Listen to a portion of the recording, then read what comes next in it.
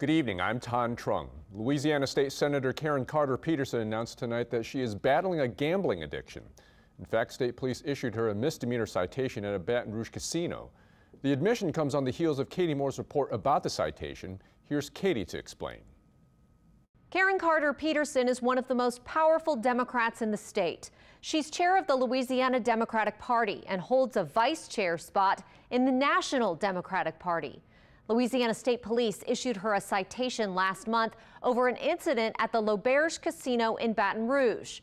Police issued the citation to her on February 27th, the charge remaining while forbidden, an indication she is banned from the casino.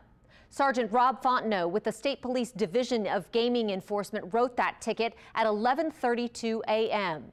The citation is the equivalent of a traffic ticket.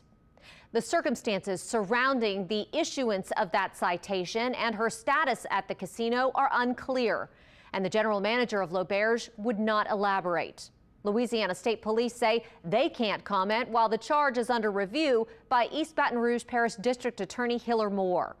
Peterson originally agreed to do an interview with us about this situation, but late this afternoon, a representative told us she declined to comment.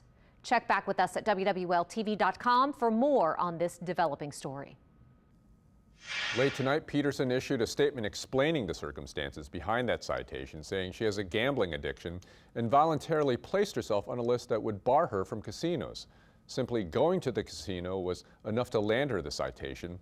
In her role as a state senator, Peterson has voted on legislation directly related to gambling, such as a contract extension for Harrah's in New Orleans. She also voted for the legislation that created the voluntary list she would later add her name to. If you have a story you want the eyewitness investigators to look into, email your tip to eyewitness@WWLTV.com.